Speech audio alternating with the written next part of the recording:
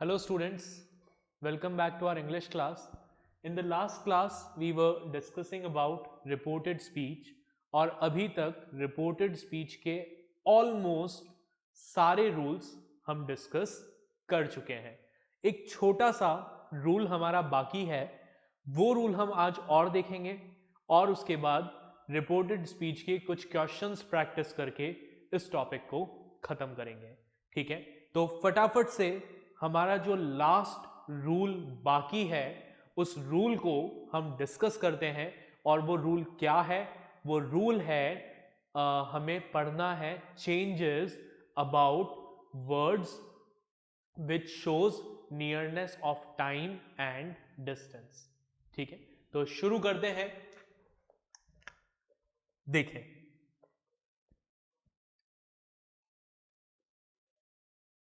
आज जो हम पढ़ रहे हैं वो है rules for changing the words showing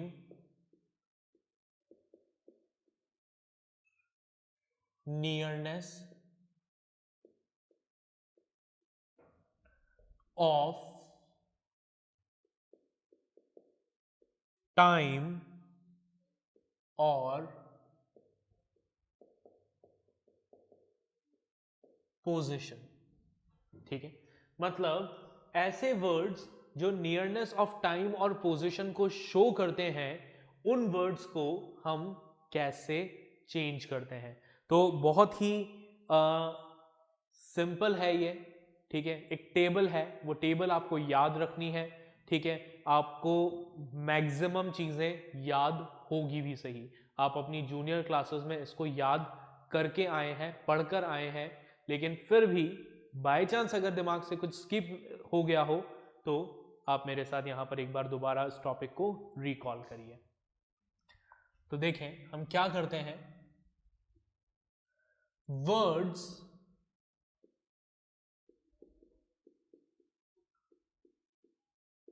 expressing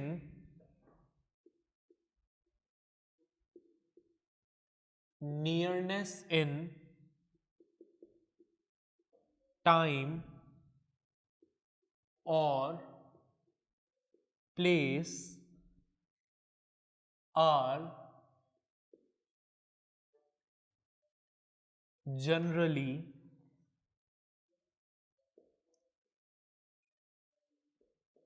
changed into words expressing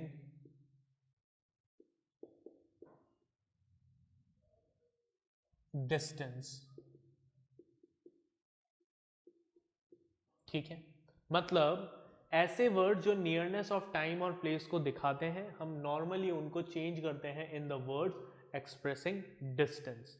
ठीक है, देखिए चेंजेस देखते हैं क्या क्या चेंजेस होते हैं. ठीक है, ago will become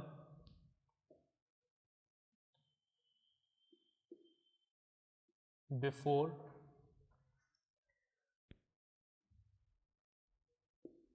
come will change into go. उसी तरीके से now will change into then, this will become that. अच्छा, इसमें है ना कुछ दिमाग नहीं लगाना है, राइट. इसको एज इट इज आपको याद रखना है. अगो बिफोर में चेंज होगा, कम गो में चेंज होगा, नाउ देन में चेंज होगा, दिस दैट में चेंज होगा, these will change into those, thus will change into so, here will change into there, just will change into then, hence will change into thence। हालांकि ये word बहुत ही rarely use होता है। Neither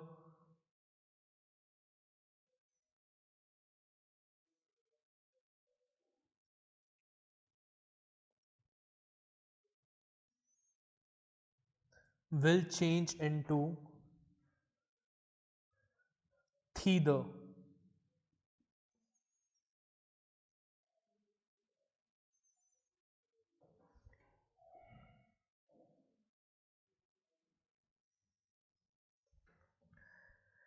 Tonight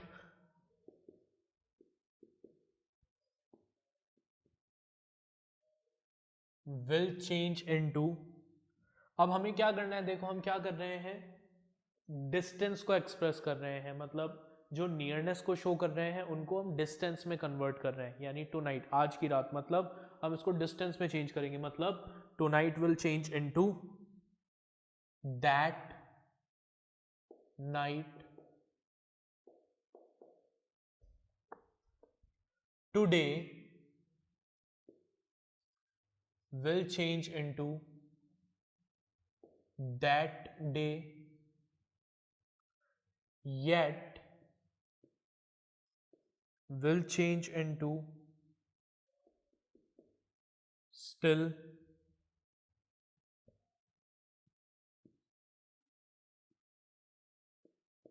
tomorrow will change into the next day, या फिर the following day। yesterday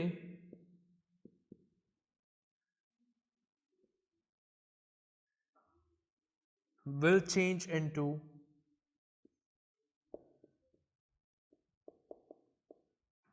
the previous day,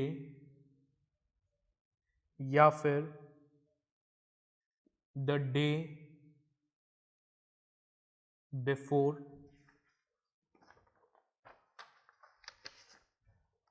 उसी तरीके से last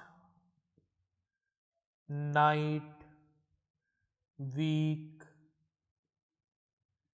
year will change into the previous night, week और year।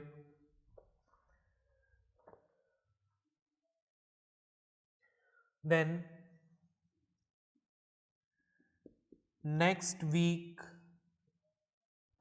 month या year अगर है तो वो चेंज होगा the following week, month या ईयर में। उसी तरीके से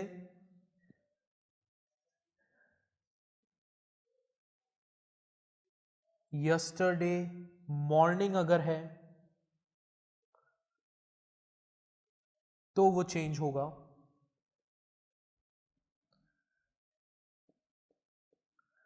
द प्रीवियस मॉर्निंग में, या फिर द मॉर्निंग बिफोर। क्लियर?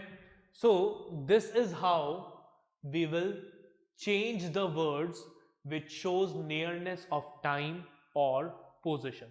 ऐसे words जो nearness of time और position को show करते हैं, हम क्या करेंगे, we will change those words into words which express distance, जो किस चीज को शो करते हैं, डिस्टेंस को शो करते हैं। ठीक है, तो आप इस टेबल को नोट डाउन कर लीजिए।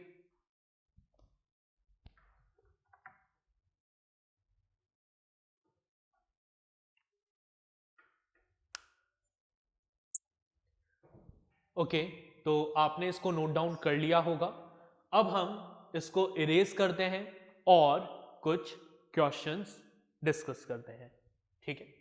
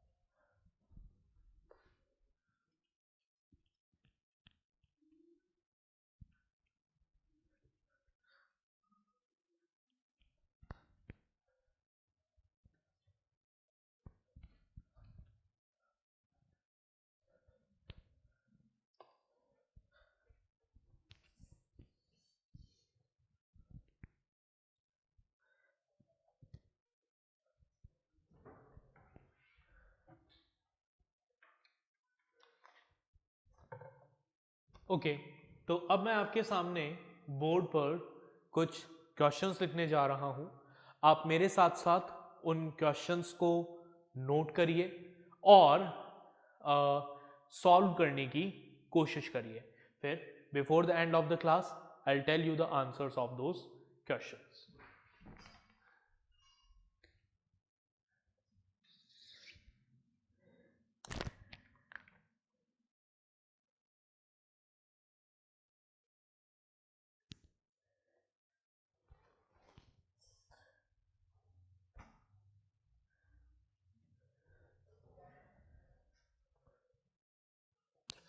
Question is,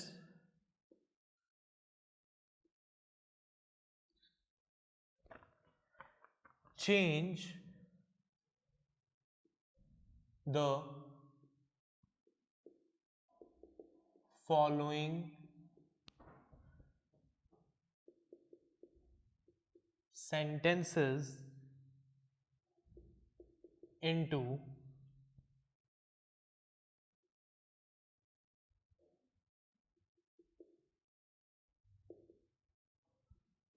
indirect speech. ठीक है, सिंपल सा क्वेश्चन है।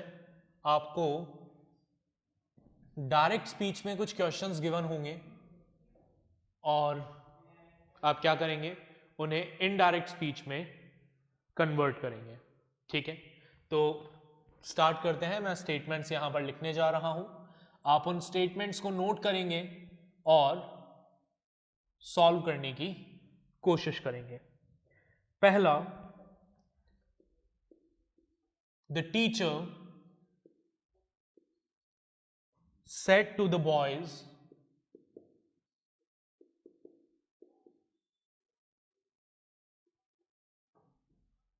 comma, inverted comma, have you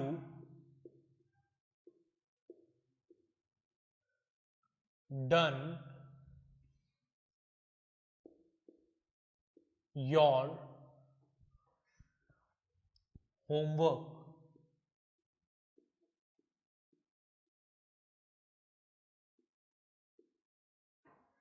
right, so क्या है हमारा पहला सेंटेंस?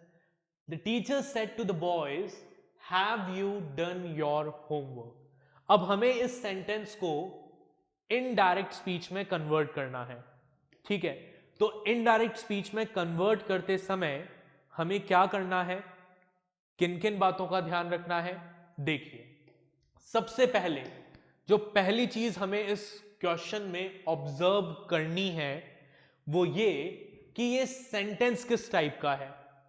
राइट, तो आप देखेंगे यहां पर क्वेश्चन मार्क लगा हुआ है, इसका मतलब ये जो सेंटेंस है जो डायरेक्ट स्पीच में है, it is an interrogative sentence. ठीक है, ये क्या है? इंटैरोगेटिव सेंटेंस है। अब जैसे ही आपके माइंड में ये बात आएगी कि ये इंटैरोगेटिव सेंटेंस है, जैसे ही आप इस चीज को आइडेंटिफाई करेंगे that this is a interrogative sentence, उसके बाद तुरंत आपको क्या करना है? आपको देखना है कि ये कौन सी तरह का इंटैरोगेटिव सेंटेंस है। ठीक है, हमने पढ़ा था इंटैरोगेटिव सेंटेंस को जब डायरेक्ट स्पीच से इनडायरेक्ट स्पीच में चेंज करते हैं तो हमें देखना पड़ता है कि किस तरह का इंटैरोगेटिव सेंटेंस है। क्या वो इंटैरोगेटिव सेंटेंस ऐसा है जिसका आंसर यस या नो में दिया जा सकता है, मतलब जो हेल्पिंग वर्ब से स्टार्ट होता है, या फिर वो ऐसा इंटैरोगेटिव सेंटेंस है जो WH वर्ड से स्टार्ट होता है। तो अब यहां पर देखिए, have you done your homework, क्या इस क्वेश्चन का आंसर आप यस या नो में दे सकते हो? अगर होमवर्क किया है तो यस, अगर नहीं किया तो नो। मतलब ये यस और नो टाइप क्वेश्चन है, हेल्पिंग वर्ब से स्टार्ट हो रहा है, हाँ हो रहा है। तो अब हमें क्या याद आएगा? जैसे ये हम ऑब्जर्व करेंगे, हमें याद आएगा कि ऐसे इंटैरोगेटिव सेंटेंसेस जो किससे स्टार्ट होते हैं, हेल्पिंग वर्ब से स्टार्ट होते हैं, उनमें हम क्या करते हैं? इफ या वेदर को एज अ कंजंक्शन यूज करते हैं। याद आ गई बात? चलिए अब सॉल्व करते हैं इसको। ठीक है, तो आंसर लिखते हैं इसका। So the teacher said to किस में चेंज होगा? इंटैरोगेटिव सेंस के इंटैरोगेटिव सेंटेंसेस में said to will change into asked. The teacher asked the boys, comma inverted comma हट जाएगा और उसकी जगह क्या लगेगा? एक कंजंक्शन लगेगा, कंजंक्शन यूज होगा। अब वो कंजंक्शन कौन सा होता है? जब आपका सेंटेंस हेल्पिंग वर्ब से, इंटैरोगेटिव सेंटेंस हेल्पिंग वर्ब से स्टार्ट होता है तो हमारा कंजंक्शन होता है इफ या फिर whether. So the teacher asked the boys if they have है, तो हैज हैव किस में चेंज होते हैं? हैड में चेंज होते हैं। ठीक है, if they had done there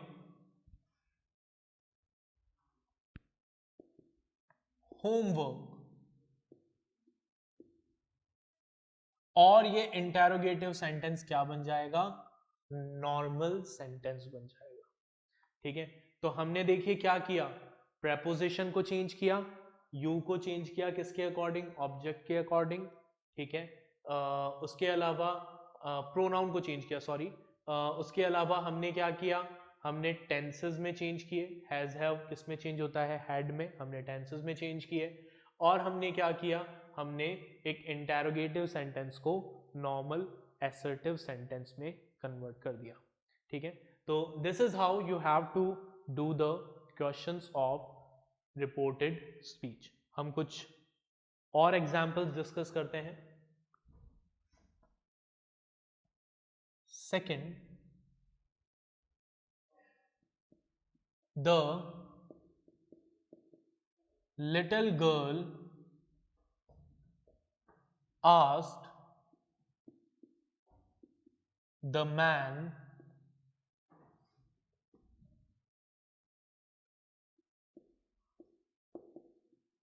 will you help me? Again वैसा ही क्वेश्चन है जैसा पहले किया था, ठीक है। ये जो हमारा क्वेश्चन है, क्या ये भी यस नो टाइप क्वेश्चन है? यस। क्या ये क्वेश्चन हेल्पिंग वर्ब से स्टार्ट हो रहा है? हाँ। तो सेम उन्हीं रूल्स को जो पहले फॉलो किए थे, उन्हीं रूल्स को फॉलो करते हुए इसको सॉल्व करना है। तो आंसर देखें इसका क्या होगा। Answer the little girl asked, already है तो इसको आस्क्ड ही रहने देंगे। Asked the man if, conjunction use करेंगे, if he will change into would, if he would help her। और इंटेरोगेटिव सेंटेंस क्या बन जाएगा? असर्टिव सेंटेंस बन जाएगा, ठीक है। एक और एग्जांपल देखिए।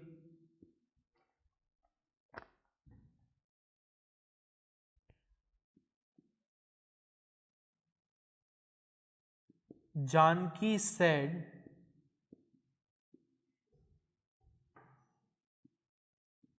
I have been reading this book, full stop. अब देखिए, क्या ये इंटेरोगेटिव सेंटेंस है? नहीं है। तो अब यहां क्या करेंगे हम? यहां हम देखेंगे कि हमारा जो रिपोर्टेड वर्ब है, क्या वो पास्ट टेंस में है? हाँ, सेड पास्ट टेंस में है, मतलब टेंस में चेंज होगा। अब कैसे चेंज होगा देखें। Janaki said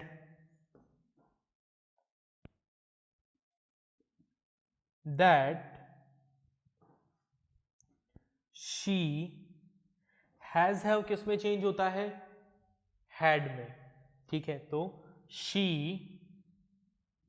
had been reading। अच्छा, अब आज हमने वो लास्ट रूल क्या पढ़ा था? Words expressing nearness and play, nearness of time and place, उन्हें हम क्या करते हैं?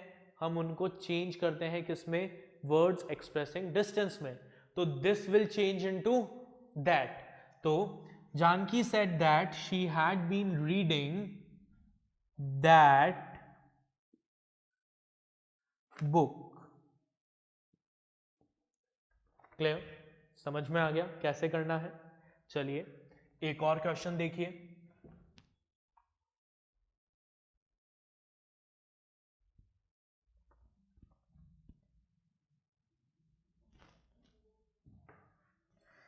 मदर,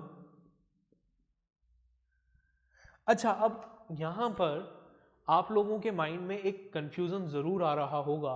आप लोग सोच रहे होंगे कि यहां पर ये जो लिखा है जानकी सेड, तो मैंने इसको टोल्ड में कन्वर्ट क्यों नहीं किया? राइट, मैंने इसको सेड ही क्यों रहने दिया? तो इसका एक्सप्लेनेशन जो है वो भी आप सुन लीजिए, ठीक है। ऐसा कब किया जाता है?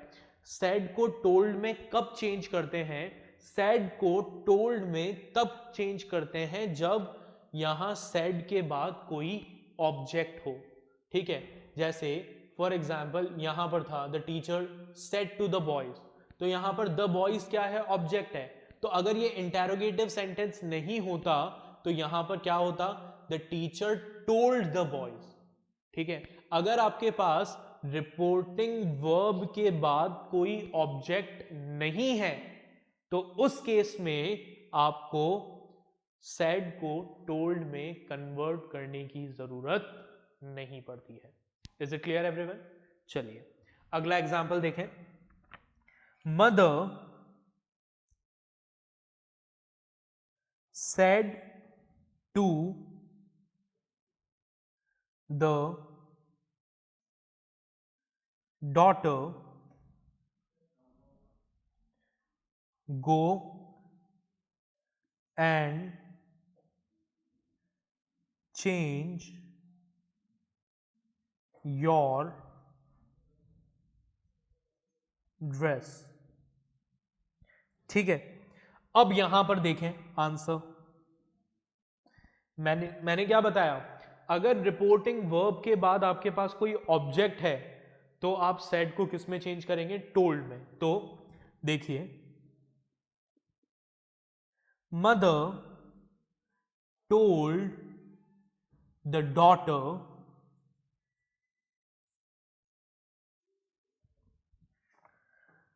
To go. अब यहां पर हमारा जो सेंटेंस है वो एक कमांड वाला सेंटेंस है, तो यहां पर हम कंजंक्शन दैट यूज नहीं करेंगे। तो यहां क्या कंजंक्शन यूज करेंगे? टू यूज करेंगे बेस्ड ऑन सेंटेंस। ठीक है, या आप चाहे तो दैट भी लिख सकते हैं, that mother told the daughter that go and she should go and change her dress, तो फिर पूरा सेंस बदल जाएगा। So mother told the daughter to go and change her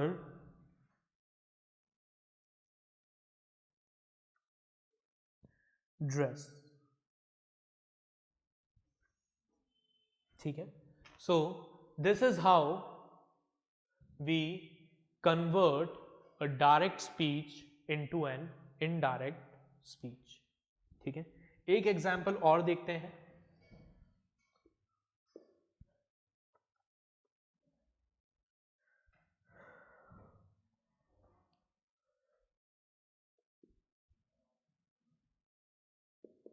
Susie said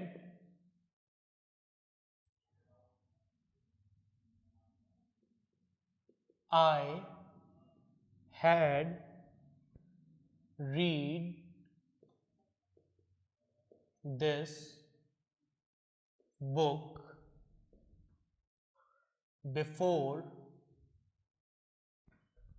I gave it to you।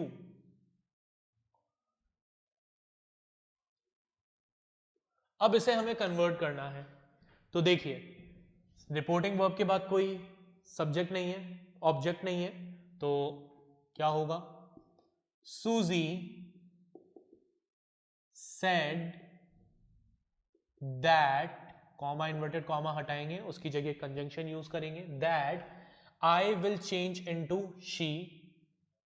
ठीक है, अगर first person pronoun है तो वो किसकी तरह चेंज होता है, किसके अकॉर्डिंग चेंज होता है? It will change according to the subject of reporting verb. ठीक है, तो सूजी सेड दैट शी हैड किस में चेंज होगा? हैड में ही रहेगा, कोई चेंज नहीं होता हैड में।